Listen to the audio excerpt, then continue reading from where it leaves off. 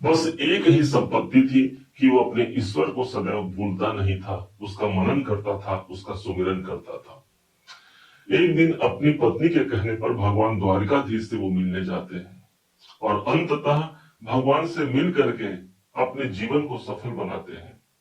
ये एक ऐसे ब्राह्मण थे जो दुर्भाग्य से भरे हुए थे, लेकिन जिस पल उसका भगवान से मिलन होता है, भगवान ने देखा और एक तिलक लगाने के लिए सुदामा के मस्तक पर अपना हाथ बढ़ाया। त्यों ही भगवान ने तिलक लगाते लगाते एक ऐसा झटका दिया कि मानो सभी दुर्भाग्य उस समय पर पृथ्वी पर धराशायी हो गए और एक सौभाग्य की वृद्धि सुदामा को प्राप्त हुई और वही सुदामा धन धान्य से परिपूर्ण हो गया।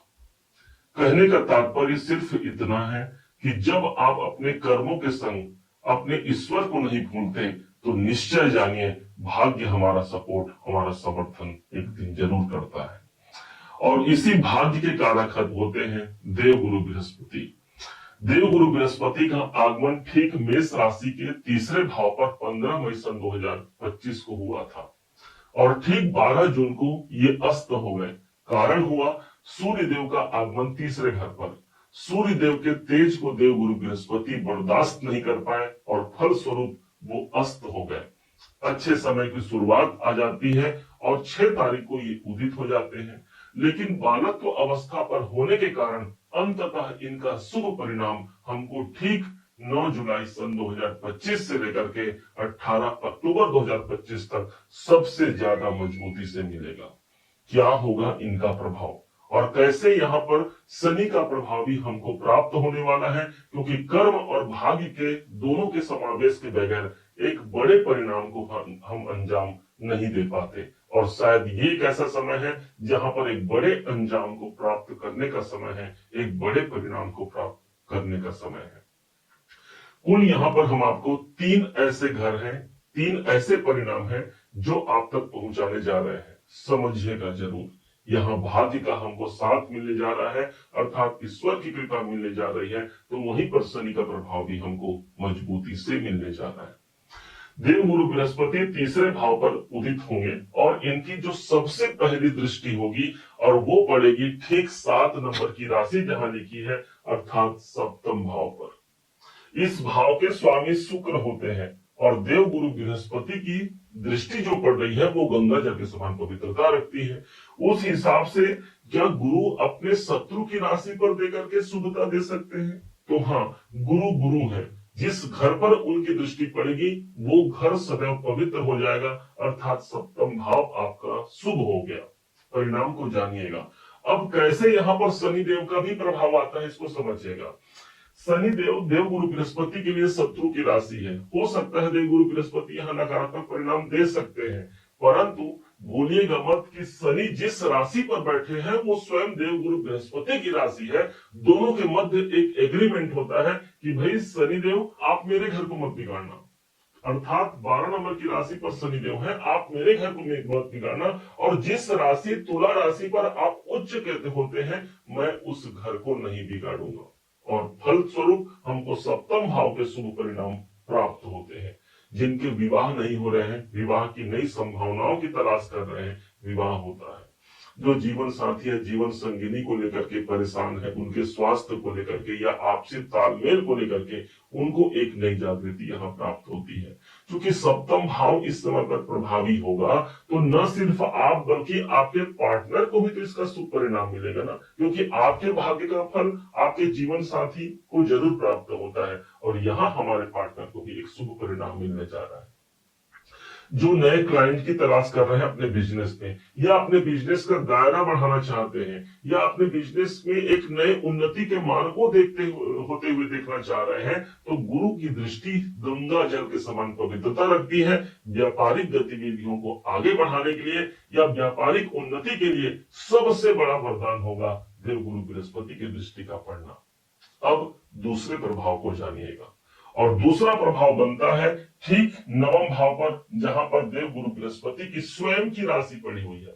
स्वयं भाग्य का स्थान है, भाग्य के स्वामी की दृष्टि है और ऊपर से गुरु के स्वयं का घर है, अर्थात सबसे ज्यादा बलवान जो हो गया वो स्थान हो गया मेरे भाग्य का स्थान।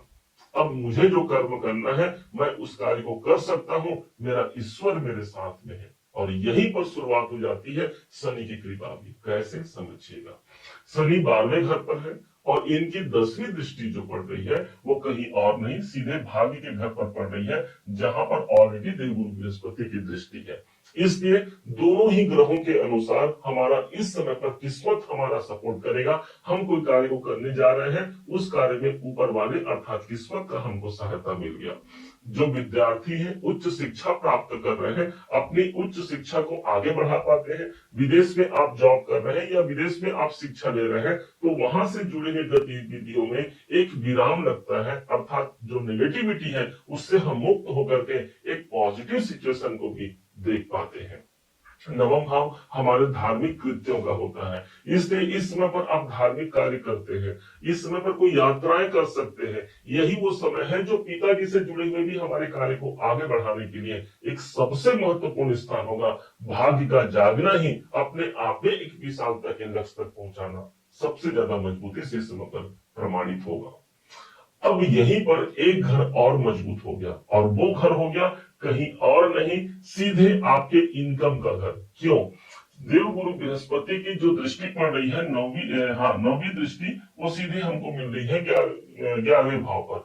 तो वहीं पर इस समय पर शनिदेव वक्री चल रहे हैं, आप सबको ज्ञात होगा। और शनिदेव वक्री अवस्था पर आकर के एक भाव पीछे का ही परिणाम दे रहे हैं। इसलिए द्विगोचर सिद्धांत के अनुसार हमको जो ज्यादा मजबूती से फल मिल गया वो 11वें घर का है, जो कि मेरी इच्छाओं की पूर्ति का होता है।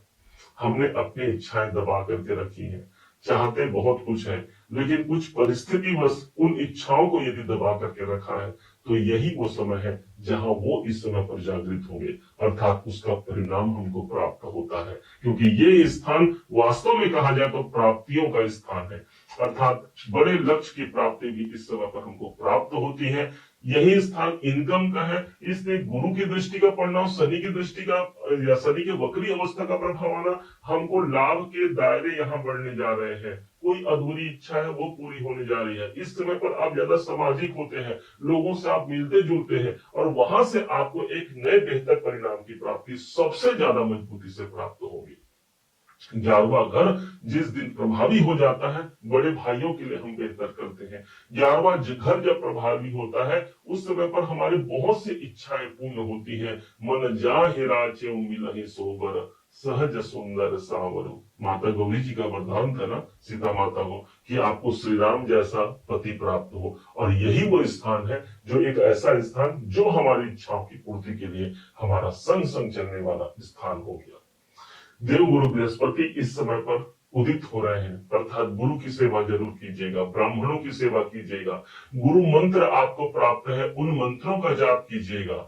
जिनके कोई गुरु नहीं है, उनके जगत पिता परमेश्वर भगवान श्री शिव जी गुरु माने जाते हैं। भगवान शिव को जगत गुरु कहा गया है, इसलिए भगवान शिव को ही अपना गुरु मान करके उनके मंत्रों का जाप, नमः शिवाय का जाप जरूर कीजिएगा। और इस समय पर जो ये लगभग 4 महीने का समय रहेगा, इस समय पर विशेष परिणाम को जरूर लीजिएगा।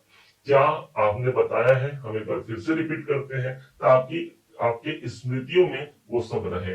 सबसे पहला परिणाम मिलता है एक नए कॉन्फिडेंस की हमको वृद्धि होती है, गुरु हमारे तृतीय भाव पर उपस्थित रहेंगे। दूसरा हो गया हमारे बिजनेस, हमारे जीवन साथी के लिए एक अच्छा समय हो गया। वहीं पर भाग्य हमारा सपोर्ट करता है, हमने कार्य किया, भाग्य का समर्थन मिलता है, तो एक बड़ी इच्छाएं हमारी पूरी होने जा रही है, लाभ का दायरा यहाँ पर बढ़ने जा रहा है। उम्मीद है आप सबने इसे समझा, आप सबने इसे जाना। यदि आप इसे समझा है, जाना है, और मेरे समझाने का प्रयास यदि आपको सार्थक लगा हो, मेरे समझाने का तरीका यदि आपको सार्थक लगा हो, तो हर बार की भांति इस बार भी अपना प्यार भरा लाइक और कमेंट करना कभी मत भूलिएगा। और हाँ, यदि अभी तक आपने चैनल को सब्सक्राइब नहीं किया है, सब्सक्राइब जरूर कीजिएगा। पुनः एक बार फिर आप सभी का दिवस बहुत मंगलमय हो, इन्हीं शुभकामनाओं के साथ। जय श्री राम।